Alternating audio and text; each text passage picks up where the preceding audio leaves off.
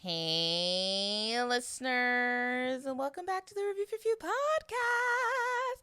And guys, let me just start off by saying that I know I've been MIA for like this whole month, but y'all, I have valid reasons. Yes, reasons plural. Work has been so busy this past month and so, and I've just been drowning. It's just been a lot, okay? And now it's finally died down. And then, being a college student, an online college student, and I'm a procrastinator, so I wait till the last minute. And then if I really don't understand something, I'm losing my everlasting mind, guys. Like, oh my God. And then, like, life in general, I'm a 22-year-old female. Like, I have my mood swings, I have my moments. Hi, my name's Yavian. How are you? So I've just been going through it, but I never forgot about y'all or the podcast. Every week I would want to record, but shit happens. Life happens. Now I'm back just in time to mark the 1 year anniversary of the Review for Few podcast, which is in 2 weeks, by the way. If you don't know or don't care, the first ever episode was dropped on November 9th, and it was about the show Manifest on Netflix. And back when I had guest hosts, the very first one was Tahira. But as I reflect on this past year ish, because I really haven't done a full year of this podcast stuff, but I have in a way. But as I reflect on it, and I think about like how I started with like recording, the way I mapped episodes, all that stuff, how I pulled content, what type of content I want to talk about. I've come a long way because I used to just talk about things that only interest me.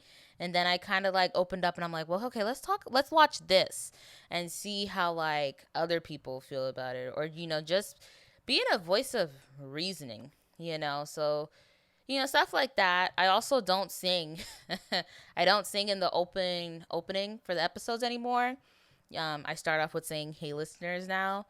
I used to sing, but who knows? December is right around the corner. I might bring it back just for December because it's the holiday season, and who doesn't love the holiday season? But yeah, due to my location, I don't do guest hosts anymore. But I do hope to bring back a couple of my faves and dance on for 2024. But until then, I'll keep talking off your ear and keeping you guys entertained. Yeah, that's like what's been going on this October, as this episode would be dropped on the last Wednesday of October. But I haven't forgotten about you guys, and I hope you guys haven't forgotten about me because it means the world to me. I have been watching a couple of stuff here and then. Like I said, I've been busy, but I was able to watch a lot of stuff. So now on with the show. I watched this I so I watched this documentary that I thought was going to be weird.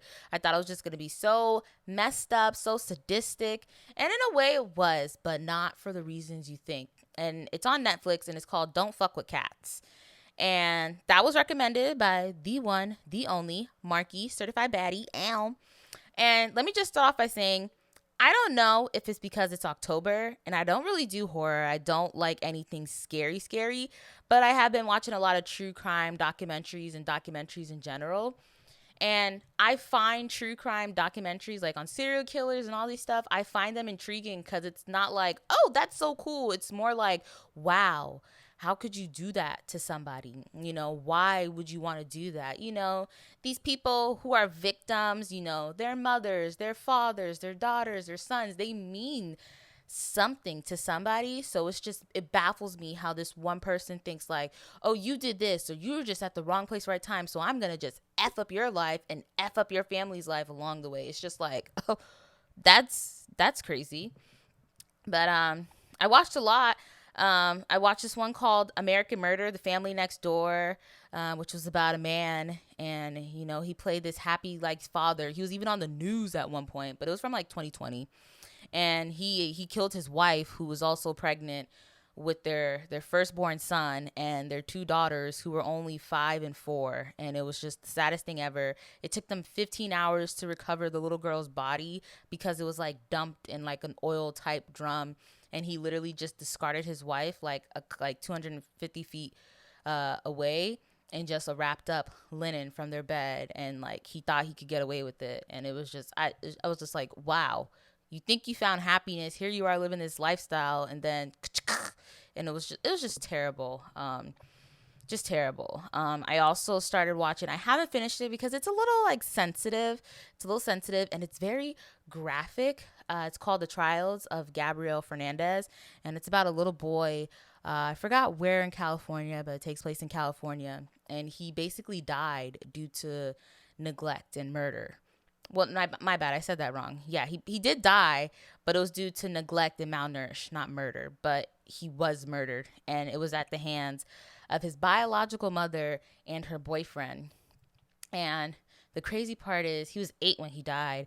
For the first couple of months of his life, he was with his uncle.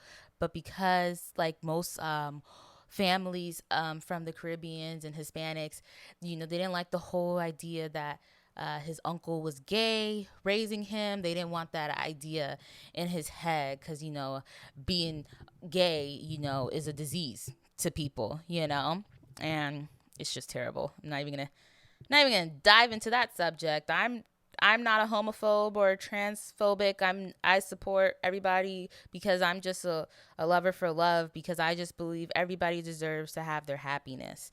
And this little boy was happy with his uncle. And eventually he went with, I think, his grandparents. And then eventually, for the last like 10 months to a year of his life, he was left in the custody of his mother. And she gave up custody of him when he was first born. But somehow she got it back. And they show you pictures of the little boy's body, guys, and like how he looked when he came to the hospital. And it's just so sad. The living conditions he was subject to, it's just so sad. All of these, American Murder, The Trials of Gabriel Fernandez, it's all currently streaming on Netflix. For Gabriel, like you gotta have a stomach for anything true crime, because you never know how one person can relate to it, and it's just terrible. But this documentary, Don't Fuck with Cats, I thought it was gonna be weird, and immediately when I started watching it, I was on edge. I'm not a cat lover. You know what I mean? I'm just an animal lover. And by animal, I mean like cats and dogs. I have a dog, obviously, but I grew up with the cat. I've had a cat since I was 12 years old. She just turned 10 back in August. You know what I mean? Like, I don't hate cats. Some cats are mean, some cats are nice. But the way these cats were treated, I wouldn't wish on anybody, let alone a freaking human being. And you had this sadistic guy who was killing cats, and he posted them on YouTube. And these people on Facebook decided to be detectives, which I found like so interesting. And the what do I want to say? The amount of investigation, the amount of dedication, work that these individuals who were just on Facebook put into finding this guy, because they were like, this guy needs to be brought to justice. Like, you don't freaking do this. And then eventually they talk in the documentary how like he's showing signs of being a serial killer. And long story short, he eventually ends up killing somebody. And thank God, he only, I don't even want to say thank God. Thank God he didn't kill multiple people. He killed a lot of animals along the way, a lot of kittens, even a dog. And I got so sad watching it because like they described the dog as black and white. I have a black and white dog, ladies and gentlemen. And I was just looking over at her sleeping peacefully. And I'm just like, like to just be so fucked up in the head to just want to kill an animal. And then like, thank God for like the really bad video quality. Like in one of the videos, he like put the cat on the bed and this big ass python killed it. And I don't like snakes. And I was just like, are you freaking kidding me? And it killed it. He drowned the cat. Like, he had the cat taped up to a stick. The poor cat's, oh my God, the poor cat's arms. I'm not crying, I'm just really sad, because it's like, why would you do something like that? And I'm gonna tell you why it's so messed up even more. But the poor cat's arms were like taped to a stick, and he had like this bathtub filled with water, and he like dumped the cat in there, and he held the cat, and the cat's literally like fighting for its life. And the cat died from drowning, and it's like just so messed up, guys. And then like in the very first one, he takes these two sweet kittens, and he was like, oh, this is so cute, and he's like petting the kittens and coddling the kittens, and then he brings out a plastic bag, and he puts the cats in the plastic bag, and I guess it's one of those vacuum seal plastic bags or whatever. And he puts the vacuum in, he sucks the life, and they don't actually show the videos in the way that you think. They um they have the people, they show the video, but they don't show like the part about it, and they describe it. But the feeling you get from watching these, it's like, oh my god. And I'm not even watching the whole entire thing, it's just god awful. And he like sucked the lives, basically, well, not basically, metaphorically, kind of, out of these cats. And then he was, in another video, he was playing with the two dead kittens, and he had them in his fridge. And it was just like, oh my god, like, sir, you need help, like, what? And it was just,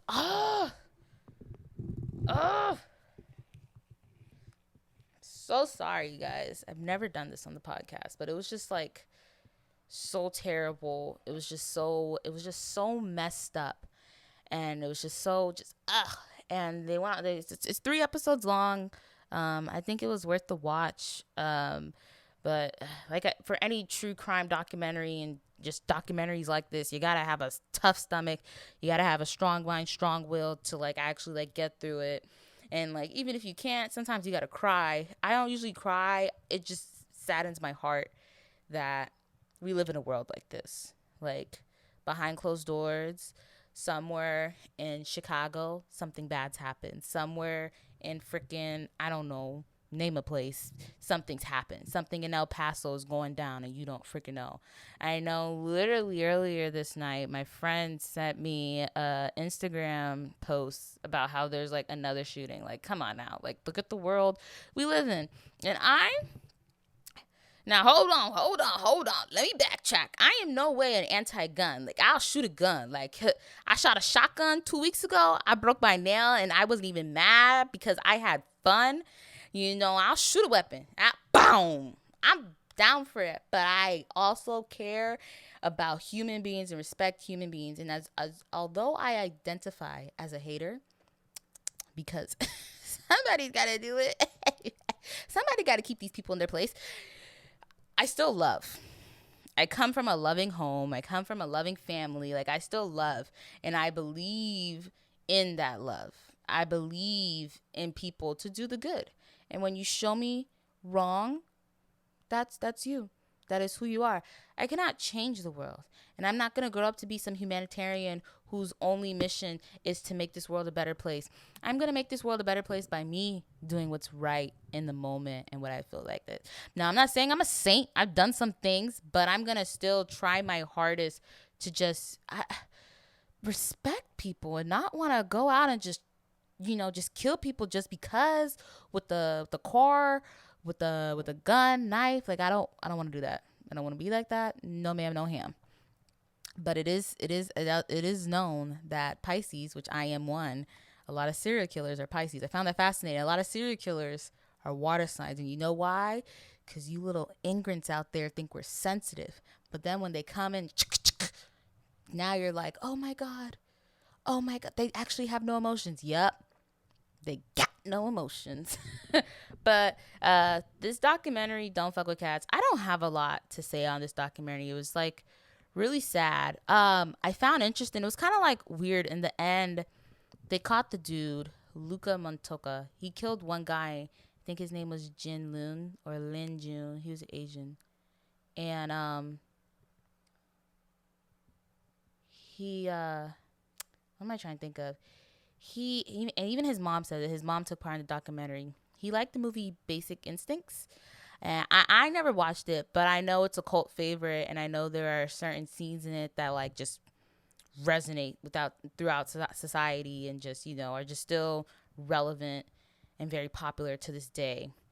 And like the way he murdered this guy, the way he was moving around, evading police, playing these games with the Facebook dudes and gals, it was all because of a movie. And then like he was doing like it was Basic Instincts and then Catch Me If You Can, because like I guess in Catch Me If You Can, like this dude evades the FBI the whole movie. So he's like evading the authorities. He's evading getting caught, being thrown in jail, prison, whatever. He's evading it while also doing Basic Instincts. Like he finds a lover, he kills his lover while like fanoodling him, right?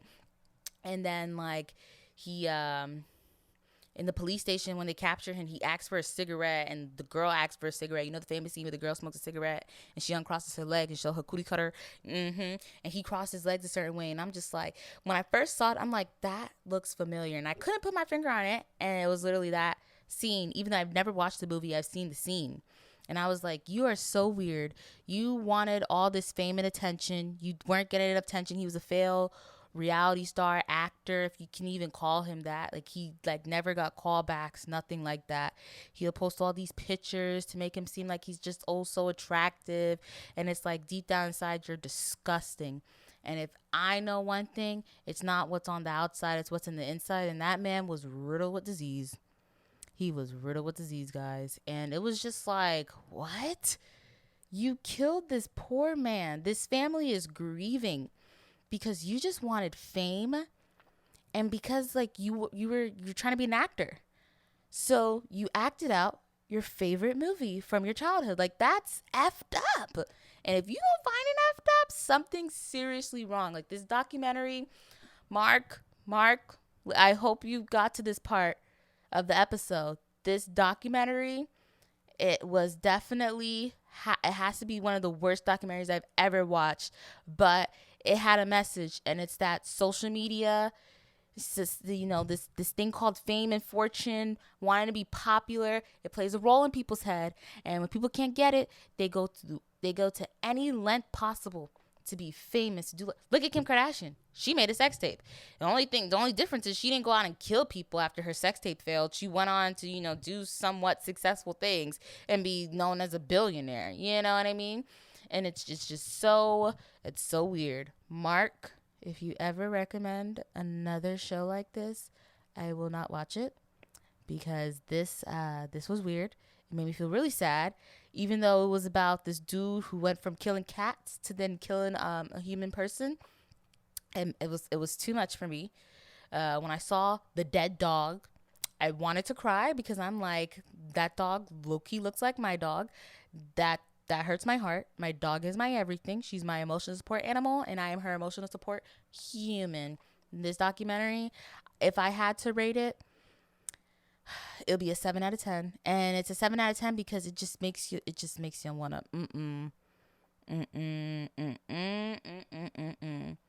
It's a 7 out of 10, and it's gonna stay a 7 out of 10. And guys, I'm praying for y'all, because I can't. I personally can't. Whatever. On to better news. Big Mouth season 7 dropped on Netflix, and I've technically watched season 7 like 3 times now, but like I haven't watched it in order. Like I'll watch it, but it's like still going, and then I forget about it, and then I go back and sit down. But I need to actually sit down and watch it. If you don't know, now you know. Megan Thee Stallion, yes, Thee Stallion, body yaddy yaddy yaddy yaddy yaddy yaddy yaddy. She plays one of the hormone monstrous in the show, and it's actually a really good show. And like, I don't know why it took me so long. I don't really pay attention to like, you know, the credits. Same thing for their spinoff show, Human Resources, which is actually over 2 seasons and that's it. It was still a good show. I've never noticed like the voice actors, like Keke Palmer is in Human Resources, and I'm just like, how did I not know that? How did I not know that was Keke? Like, I know it's Keke. Like, one day I was, like, just sitting there listening to her. And I'm like, that girl sound like Keke Palmer. Boom. That's Keke Palmer. And I was like, the singing, the voice, the Keke Palmer. Like, it's just like, what? Like, Gina Rodriguez, she's been in Big Mouth. And, like, if you're a huge JTV fan like myself, or if you've seen someone great on Netflix, you know that Gina has that power, okay? I don't care what people say about her saying the N-word. Gina has that power. She was singing a song. For crying out loud, go sit down. Go sit down with that. Like, let her be great and let her be her. Like, shut up. Like, you don't got friends that say that? Come on, Timmy. Come, what you hiding? Like, come on now. Yeah. Big Mouse, he said, they said that they're going to end the show with season 8. So I'm surprised to see how that goes, because in season 7 so far, what I know is that they graduate middle school this season. But I've always advocated for Big Mouth, because I feel like if Big Mouth was around when I was going through puberty, like when I first started going through it, I feel like it would have helped like so many things. Like, oh, this is how a period goes. Like, and you see like a guy's perspective, you see the guy and the female's perspective on it. And it's like, this makes so much sense. You understand like why your body does what it does. It's like you have these things called estrogen, you have these things called testosterone, and it's like giving you like a science lesson, but very, very rated and very, very mature. But it's worth it, because you actually do learn something. And I like the show. I feel like it teaches it. People don't like it. I think their episode on Planned Parenthood was actually quite solid. Never Google blue waffles, and I pray to God I never do while I roam this earth. But Big Mouth is a good show. When season 8 does eventually come out, I'll be sad to see it go, because it was a good show. It's now actually considered Netflix's longest running show, I think. Something like that. I'll have to double check the facts and tell you guys next week. But it's something like that. It's considered one of Netflix's longest thingamajiggers. And I'm just like, it's not bad. If there's one thing Netflix got right, it's Big Mouth. That I can condone. The Crown, the final part, it comes out next month in 2 parts. I hate that they're doing this whole 2-part thing, because it's like, it's only 10 episodes, right? Most of these Netflix originals are only 10 episodes. For you to split it up in 10 to 2 parts, 5, like what are we doing? You have shows on like regular like cable TV doing, 22 shows a season. You have shows like American Dad and Family Guy just doing a shit ton of, episodes. Like, come on. Stop being stingy with the episodes. That's why y'all was on strike. Remember that. Oh, yeah, the strike's over. How cool. The last time we were like talking about this, and now the strike's over. If you guys hear like a little feedback, it's because I'm holding the microphone. But yeah, I definitely have a lot more coming before this year of 2023 wraps up. So I hope I could just do some more and be awesome. Obviously, there won't be episodes every week with the holiday season coming up, because I too have places to be. So I won't have any episodes for obviously the week of Veterans Day, most likely Thanksgiving, and Christmas and New Year's. But I think I should put out like 5 more episodes. Don't quote me. But it's a short episode. It's a short week, guys. As always, thanks for listening. Make sure you like, subscribe. And hey, if you don't want to listen on YouTube, it's also on Apple Podcasts. That's the only platform I put it on, because I don't have time to put it on multiple platforms. Like, I'm an amateur, not a professional, okay? I don't get paid to do this, so I'm not going to do extra work, especially if I have nobody else helping me, because I'm also not going to pay people. As always, happy listening.